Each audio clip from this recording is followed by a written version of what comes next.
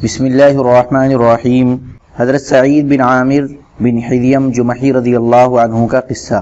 حضرت خالد بن معدان رحمۃ اللہ علیہ کہتے ہیں، حضرت عمر بن خطاب رضی اللہ تعالی عنہ نے حضرت سعید بن عامر بن حذیم جمحی رضی اللہ عنہ کو حمص پر ہمارا گورنر بنایا۔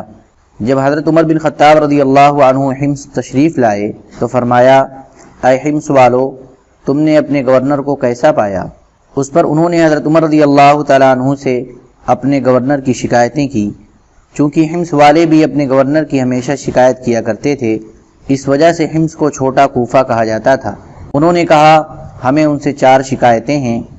پہلی تو یہ ہے کہ جب تک اچھی طرح دن نہیں چڑھ جاتا اس وقت تک یہ ہمارے پاس گھر سے باہر نہیں آتے۔ حضرت عمر رضی اللہ عنہ نے فرمایا، واقعی یہ تو بڑی شکایت ہے، اس کے علاوہ اور کیا ہے؟ انہوں نے کہا، یہ رات کو کسی کی بات نہیں سنتے۔ حضرت عمر رضی اللہ عنہ نے فرمایا، یہ بھی بڑی شکایت ہے، اس کے علاوہ اور کیا؟ انہوں نے کہا، مہینے میں 1 دن گھر میں ہی رہتے ہیں، ہمارے پاس باہر آتے ہی نہیں۔ حضرت عمر رضی اللہ عنہ نے فرمایا، یہ بھی بڑی شکایت ہے، اس کے علاوہ اور کیا؟ انہوں نے کہا، کبھی کبھی ان کو موت جیسی بے ہوشی کا دورہ پڑتا ہے۔ حضرت عمر رضی اللہ عنہ نے حمص والوں کو اور ان کے گورنر کو ایک جگہ جمع کیا اور یہ دعا مانگی، اے اللہ، سعید بن عامر کے بارے میں اچھے ہونے کا میرا جو اندازہ تھا آج اسے غلط نہ ہونے دے۔ اس کے بعد حمص والوں سے فرمایا، تمہیں ان سے کیا شکایت ہے؟ انہوں نے کہا، جب تک اچھی طرح دن نہیں چڑھ جاتا اس وقت تک یہ گھر سے ہمارے پاس باہر نہیں آتے۔ حضرت سعید نے کہا، اللہ کی قسم، اس کی وجہ بتانا مجھے پسند نہیں تھی، لیکن اب میں مجبوراً بتاتا ہوں۔ بات یہ ہے کہ میرے گھر والوں کا کوئی خادم نہیں ہے، اس لیے میں خود آٹا گوندھتا ہوں، پھر اس انتظار میں بیٹھتا ہوں کہ آٹے میں خمیر پیدا ہو جائے، پھر میں روٹی پکاتا ہوں، پھر وضو کر کے گھر سے باہر ان لوگوں کے پاس آتا ہوں۔ حضرت عمر رضی اللہ عنہ نے فرمایا، تمہیں ان سے اور کیا شکایت ہے؟ انہوں نے کہا، یہ رات کو کسی کی بات نہیں سنتے۔ حضرت عمر رضی اللہ عنہ نے کہا، اے سعید، آپ اس بارے میں کیا کہتے ہیں؟ حضرت سعید نے کہا، اس کی وجہ بتانا بھی مجھے پسند نہیں ہے۔ بات یہ ہے کہ میں نے دن اور رات کو تقسیم کیا ہے، دن ان لوگوں کو دیا ہے اور رات اللہ کو۔ حضرت عمر رضی اللہ عنہ نے فرمایا، تمہیں ان سے اور کیا شکایت ہے؟ انہوں نے کہا، مہینے میں 1 دن یہ ہمارے پاس باہر نہیں آتے۔ حضرت عمر رضی اللہ عنہ نے فرمایا، آپ اس بارے میں کیا کہتے ہیں؟ حضرت سعید نے کہا، نہ تو میرے پاس کوئی خادم ہے جو میرے کپڑے دھو دے، اور نہ میرے پاس اور کپڑے ہیں جنہیں پہن کر میں باہر آ سکوں، اس لیے میں اپنے کپڑے دھوتا ہوں، پھر ان کے سوکھنے کا انتظار کرتا ہوں۔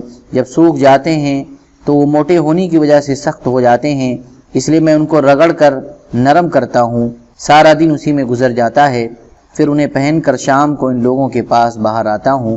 حضرت عمر رضی اللہ عنہ نے پوچھا، تمہیں ان سے اور کیا شکایت ہے؟ انہوں نے کہا، انہیں کبھی کبھی بے ہوشی کا دورہ پڑ جاتا ہے۔ حضرت عمر رضی اللہ عنہ نے فرمایا، اس بارے میں آپ کیا کہتے ہیں؟ حضرت سعید نے کہا، حضرت خبیب انصاری رضی اللہ عنہ کی شہادت کے وقت میں مکہ میں موجود تھا۔ پہلے قریش نے ان کے گوشت کو جگہ جگہ سے کاٹا، پھر ان کو سولی پر لٹکایا اور کہا، کیا تم یہ پسند کرتے ہو کہ تمہاری جگہ محمد صلی اللہ علیہ وسلم ہو، تمہاری جگہ ان کو سولی دی جائے؟ حضرت خبیب نے کہا، اللہ کی قسم، مجھے تو یہ بھی پسند نہیں ہے کہ میں اپنے اہل و عیال میں ہوں اور اس کے بدلے میں حضرت محمد صلی اللہ علیہ وسلم کو ایک کانٹا چبھے۔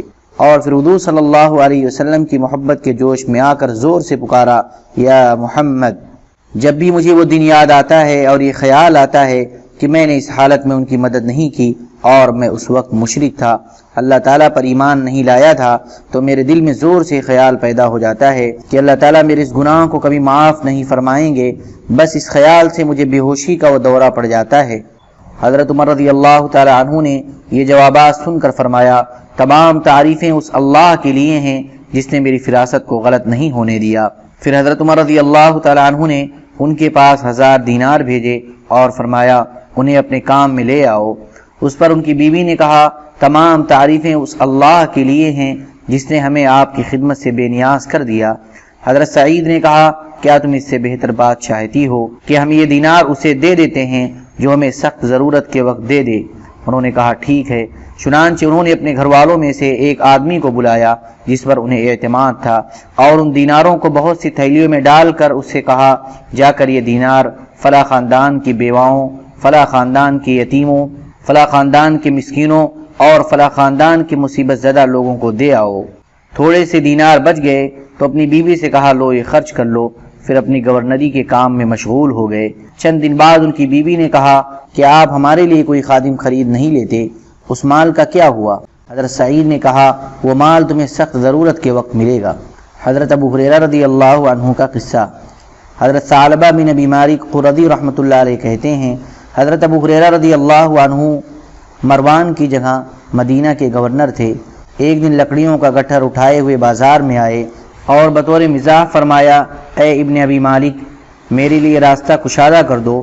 میں نے ان سے کہا، یہ راستہ تو امیر کے لیے کافی ہے۔ انہوں نے کہا، ارے امیر کے سر پر لکڑیوں کا گٹھر بھی ہے، اس لیے ان کے لیے یہ راستہ کافی نہیں ہے، اس لیے امیر کے لیے راستہ کشادہ کر دو۔ اللہم صلی علی سیدنا وعلی آل سیدنا وحبیبنا ومحبوبنا ومولانا محمد وبارک وسلم۔ سبحان ربک رب العزة عما یصفون وسلام علی المرسلین والحمد للہ رب العالمین۔